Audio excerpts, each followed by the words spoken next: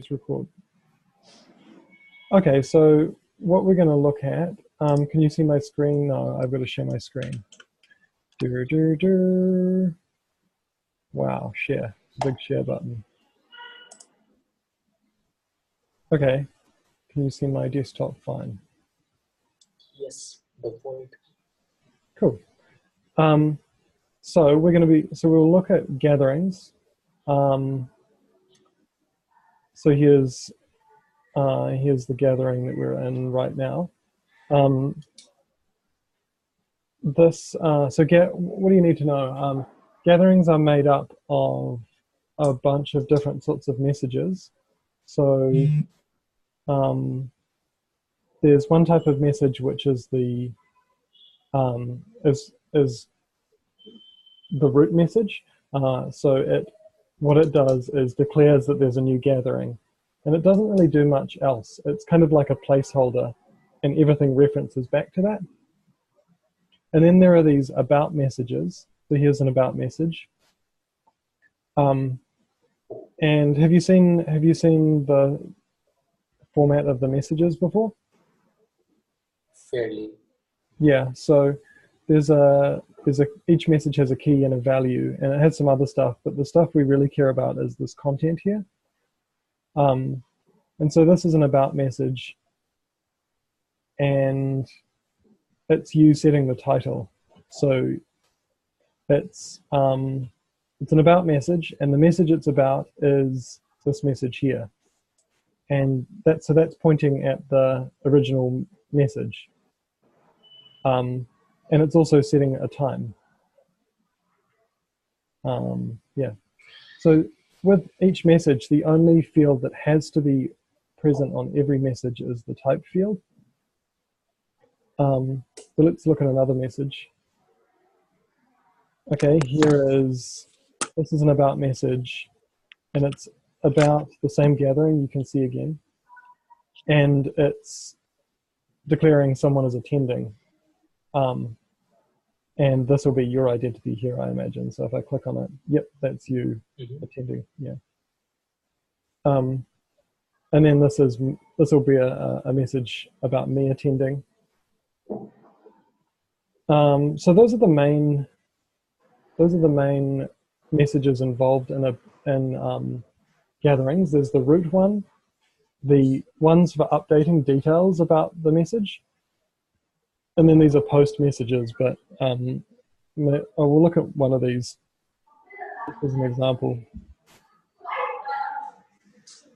So when people reply to things, it's type post, and it declares it's just a slightly different syntax. Instead of saying about, it says root and points back to the original message again. And there's some other stuff that I don't want to talk about so much, but here's the text just here. So all of this is totally made up. So the layout of the data and the choice of those different words, everything apart from type is totally made up. This keyword root is just one that seems to have emerged that lots of people are using as a way to say, this is part of this thread. I'm pointing back to that original gathering. Yeah. So do you have any questions about that so far? Not yet. Okay, cool. So, so there are three modules we're going to look at. They are gathering schemas, SSB gathering schemas, scuttle gathering, and patch bay gatherings. And so this is the lowest level one, which defines the shapes of messages. You don't need to do this, but it makes working much more safe and reliable. So this is kind of like validators. It's kind of like if you've done stuff with databases before. It's similar to declaring what the nature of some of the columns are of your database, and then like it means you can easily check things. Yeah, you can just check the shape of things before you insert them into the database, and if it doesn't, then you can say no. So this is very simple. All it does is check the right things are the right shape. These are kind of like database methods. This does things like getting things from the database. it does writing into the database and writing updates into the database. And then this is like views, like pieces of display code, basically, that use those methods to pull and push things to the database. Do you mind if you mute your microphone just between things? Oh, yes. Yeah, cool. So let's look at one of these to start with. So, so these are the, oh yeah, there's three sorts of main messages involved with gatherings. There's the gathering, the updates to gatherings, as in like changing the time or the title or whatever, and then there's whether you're attending or not. I forgot to mention that one. So this is JSON schema, and it's a spec that exists, which we're using, and it's pretty verbose looking, but you can, once you've seen a couple of them, you can kind of guess what they're doing. So it's saying, so this is defining the shape of what a gathering message should look like, or the content of one should look like. Well, it has to have, the required fields on it are the type field. That's the only thing that's required.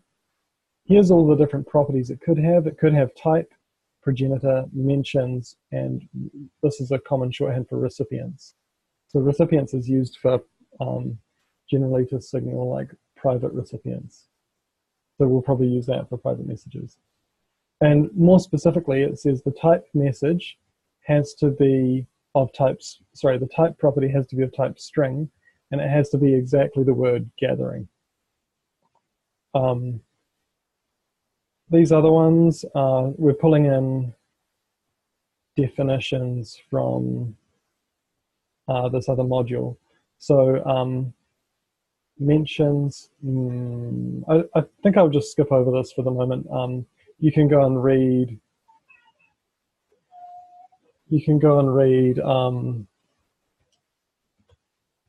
what some of the definitions are.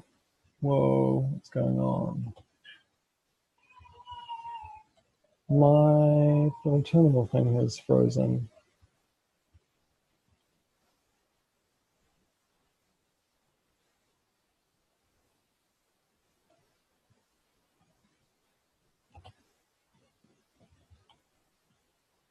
Whoa, okay. I seem to be locked in caps lock mode, which is going to make it really hard to do anything.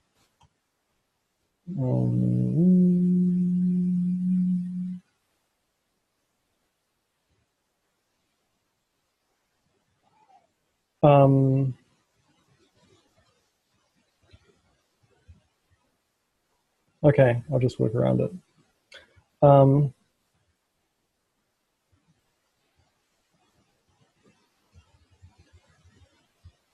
Yeah, it's going to slow me down quite a lot because I'm used to different shortcuts.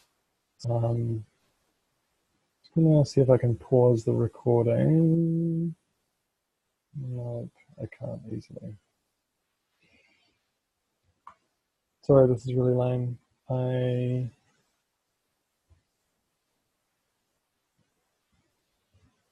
Okay, cool. Looks like it's working now. Yep, so what I was saying is I won't go into some of the details about how definitions are something that we've imported and attached here, and there's these common definitions for like what mentions should look like. So let's look at a more complicated schema, hopefully. So this is a gathering update. It is also an object. It has an about type. The required fields on it are type and an about property.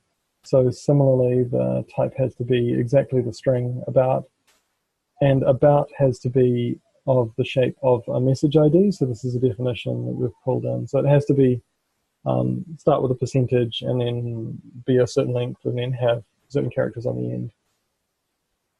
But there's also these other properties which are optional, which can be added. So title, description, location. start date time, and if start date time is included, then the required field is epoch, but you can also have time zone, like you saw yours was Asia, Kathmandu, I think it was published as. And so here's a more complicated one. An image can be included. It has to have at least a link property, but it can also have these other fields like name, size, type. Yeah. Any questions about any of those things?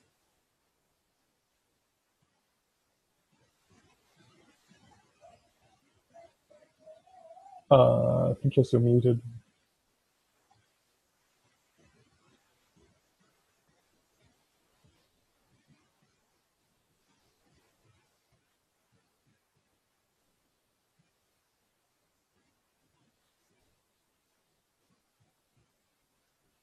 Okay.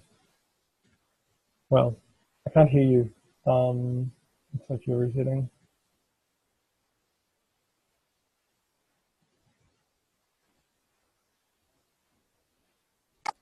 Okay, yeah, my screen was frozen, so I could not switch to audio mode.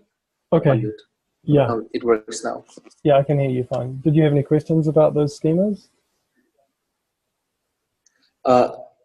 No, I think it looks pretty straightforward so far. Yeah, cool. Okay, so how are these used? Well, there's this really sweet library called IsMyJSONValid. And I think we've done a little bit of fanciness here, but basically this is the only line that you'd need is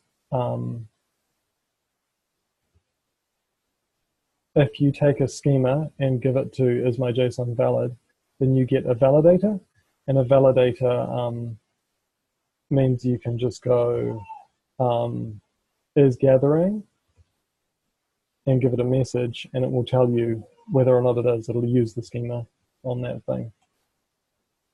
So that's all this library is, with like a couple of things which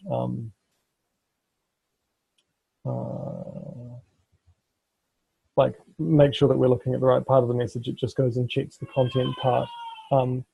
But yeah, that's pretty much it for validators. So they're quite simple. So like, let's see if I wrote a good README. It's probably easier to look at it over here. Yeah, you just end up with these methods that you can import, and it just tells you true, or I think it actually returns undefined for some particular reasons, or it might return false if it's not a valid gathering or whatever it is you're testing. Yep, so there are tests written over this. So the lower level things are, the more testing and more rigorous testing there is. Like the high level client interface stuff, I just haven't done much testing on. This is just using tape, and I'll, if you're fine with it, I'll just like assume that you know how to write tests. Happy to look back to that if you'd like to look at that closer. Okay, so let's look at the next level up, which is scuttle gathering. This also has tests written over it. Scuttle gathering is running these methods. So let's look at what the API looks like. So we're messing with this pattern where you instantiate your helper, and the way that you do that is you feed it a server connection. So that's your like scuttlebutt or SSB client or something like that. Don't need to worry about that too much generally with making stuff in Patch Bay, because that connection thing's been built by someone else and we can just use it. So yeah, if you instantiate it, then you have this scuttle helper, and you can just say scuttle get, give it a key, and it'll give you back a data object. And it's done kind of a few fancy things in the background. It's like gone and got the original gathering and then done a query to say, find me all the messages which pointed at that gathering. And so, for example, I might say, I'm attending, I'm not attending, and then I'm attending. Well, overall, reduce that down to mix is attending, because that was the last thing you said. And similar with the title and stuff, people might have edited the title. What's the most recent title that's been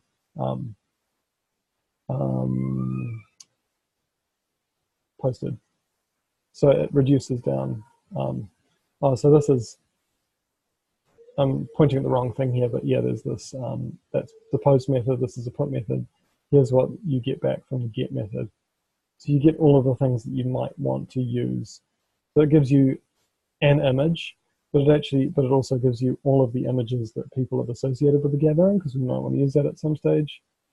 I've added more things to this as I've been building things and noticed that it's useful to have. So like, just tell me whether I'm like there's all of the attendees, this big list, but rather than forcing me to filter through this every time to see if I'm in it, just tell me as a Boolean whether or not I'm in there. So that's kind of the pattern of what a scuttle helper looks like. Any questions about that before I go on? Just one question. What exactly is a progenitor? I cannot not look at that. Okay, that's a word that I made up for this case. Progenitor is, the word just means what is the thing that gave birth to this? Yeah, so in this case, the reason I added this concept of a progenitor is a gathering is coming from, well, if a gathering was made by a scry, then the gathering, when it's created, has a progenitor field on it, which says I was created by a scry. And the reason that I had to have that there was that a scry poll needs to know whether a gathering exists out there which thinks it's the child of the scry. And that's how I do the logic about whether or not to show the button to create a gathering, and how I do the logic of like, oh, there's already a gathering made for this, so you don't need to make another one. Like, don't make 5 of them. There's already one here you can click through, and here's the link, and now it takes you over to the gathering. Okay. Yeah. That makes sense. Yeah. I liked the word, but it could prove to be a problem. We'll see. Okay, so I wonder if we should look at any of the code in here.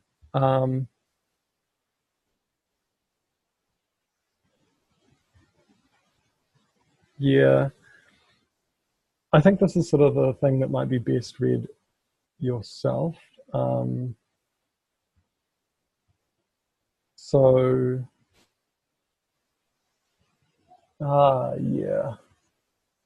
I think it'd be better if you had a read of it at some stage, if you need to, and come back and ask questions about it, because otherwise I'll just be reading things out to you aloud.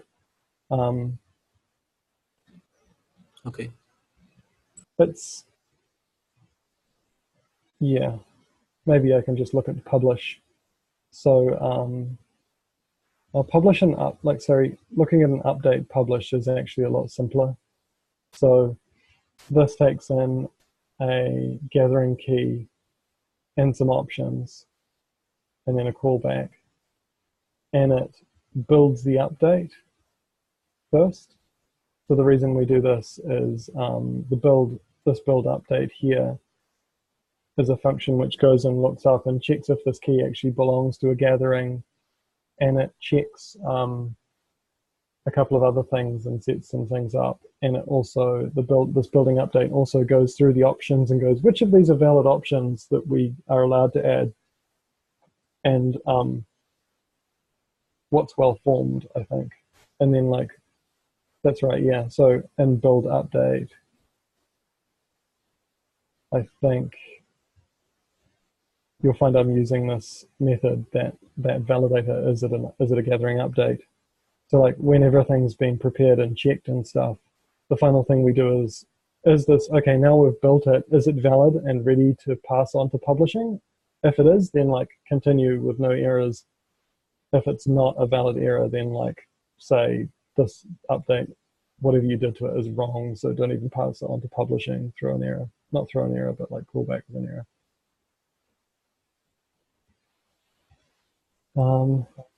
Yeah. I'm just thinking out loud. Uh, Mm. do we ever check like who gets to update a gathering, or can anyone Yeah, update it? good question. Um, Anyone can publish any message that they want in Scuttlebutt. So um, that means that anyone can and should be able to use the post method. Where the opinions happen would be in the get method. So the opinions about how you reduce down a gathering and what was valid um, is I've just gone for the easiest option, which is anyone can edit anything. So sorry, include any edits from anyone. So I could rename the gathering that you made for this call as whatever I wanted.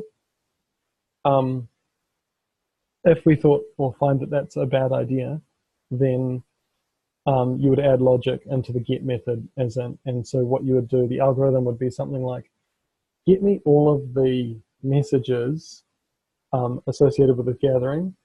Now pull out the ones that are updates. Now keep only the ones which were the updates from the original creator of the gathering.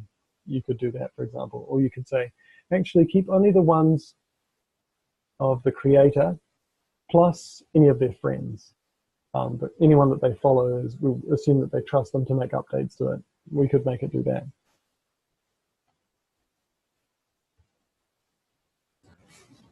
Mm-hmm. So maybe I'll show you like a little bit of how the getting works, because this is like touches some of the server.get is the simplest database query. You give it a key and it returns and you get a callback of the value of that message. So that doesn't get you very much. But it means that you can confirm that it's a gathering, for example, because you can see the type was gathering inside there. And then what I've got next is there's this concept of backlinks. A backlink is like a way of saying anything that references back to this particular message. So you say, I'm looking for anything that references back to this message. Yep, so I'll show you what that looks like. Get backlinks is in this lib get backlinks.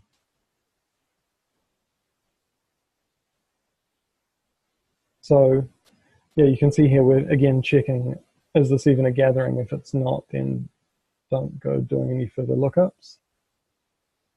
So this is the query. It's a little bit of an odd format. This is part of the module SSB backlinks and its format of asking questions. So we're saying get me all messages where the destination is the gathering key, as in anyone who's ever mentioned this key of this message. And so we pass that query in like this and say, have you seen pull streams before? I think I've read one or two tutorials about it before. Yeah. So the rough idea is that this query starts sending out a bunch of messages. As soon as it starts finding them, it like starts sending them down a pipe, basically. And so this is the source of the results that are coming out, and this is what's called the sink. So you can do other things in the middle, like pull.filter, and then do something to say only let some of these messages pass. But in this case, what we do is just say, just gather up all of the results. And here's where I'm starting to sort them. So I'll just write sudo, rather than getting into the logic of it, I'll just write what this does. It says, sort the messages into messages which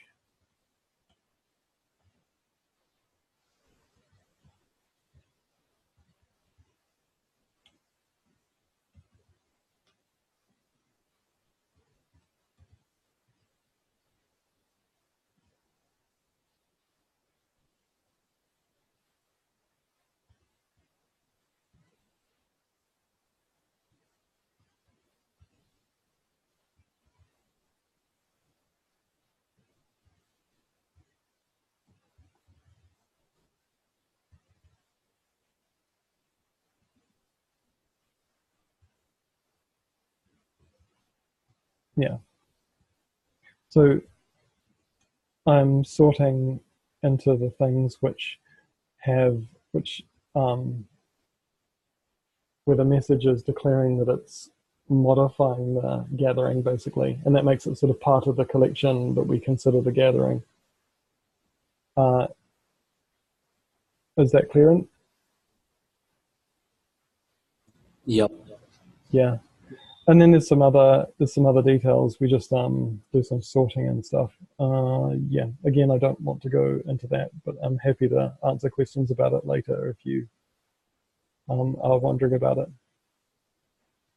So yeah, um, backlinks is quite commonly used for this sort of thing because you're wanting to gather up all of the messages that might be related to something, and it's really optimized for that. You can do other things with filters where you say, I want the destination to be this, but I also want this to continue to update. Like keep sending me things live whenever anything happens.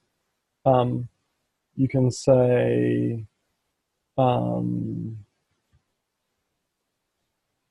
timestamp. I want timestamps greater than some Unix timestamp. Like only give me the messages which were which happened after this time. You can also add other things like the value author. I only want updates that are from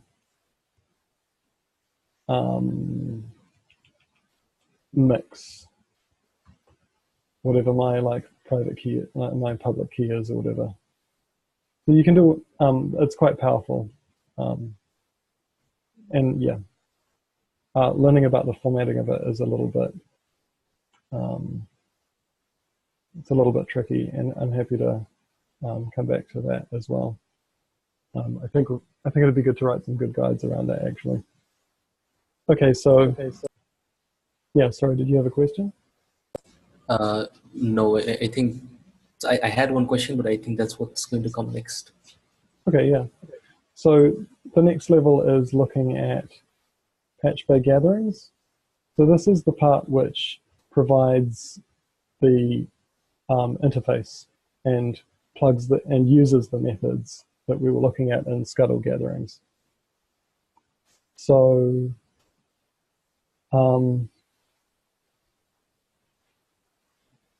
so I've just rewritten this, so the README is not very good. What I've tried to do is, this is just sort of on an intuition, but I'm trying to separate things from being too patch bay specific by trying to write these like standalone views. So what does an example look like?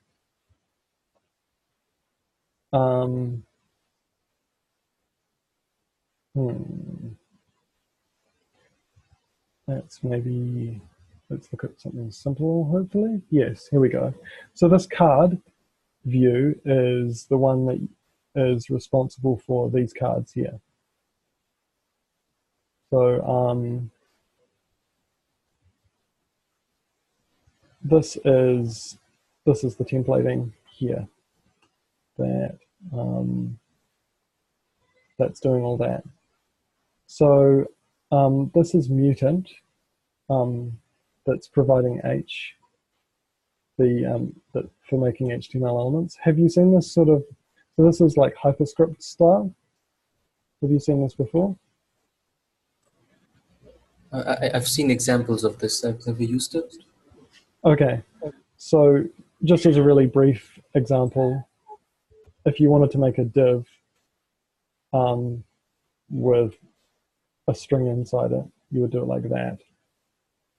And if you wanted to put a couple of things in there, like you wanted to make a heading,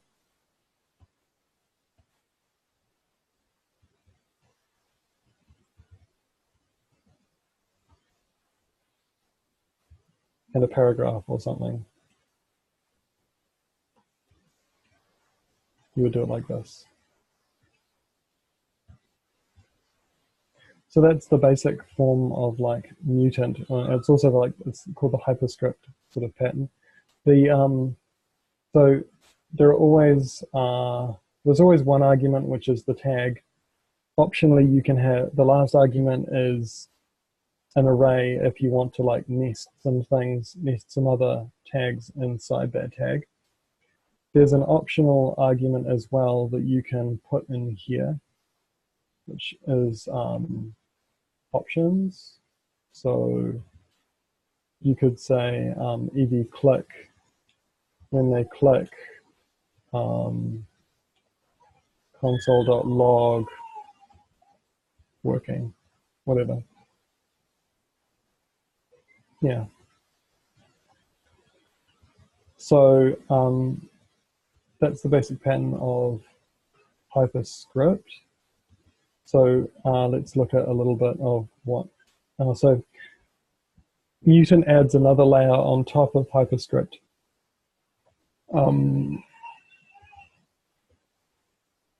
So instead of a string in here, you might have a variable like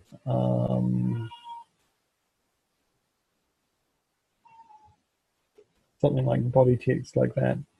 And you could say body text equals value, and it could be empty to start with. So value is also comes from mutant, and what it makes is an observable, and an observable is it's like a variable that you can observe, you can watch it. So there's like a definition for the observable pattern, but we don't need to know too much about it. All you need to know for this case is you can do this command.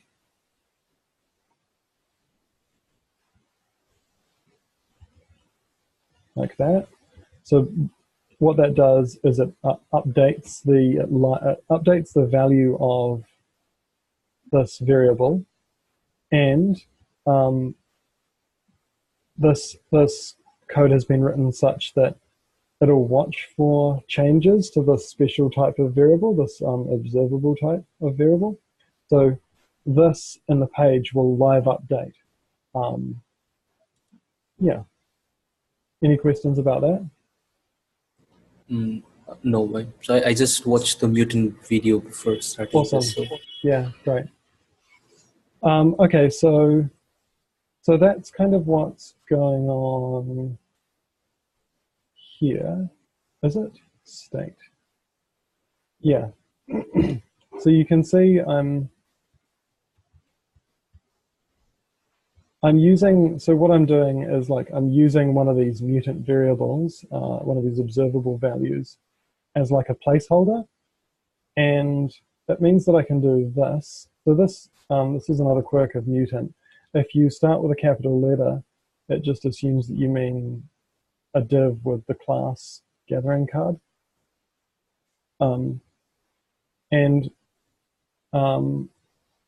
And what this computed function does is says, keep an eye on this state variable, and whenever it changes, run this function and output the results.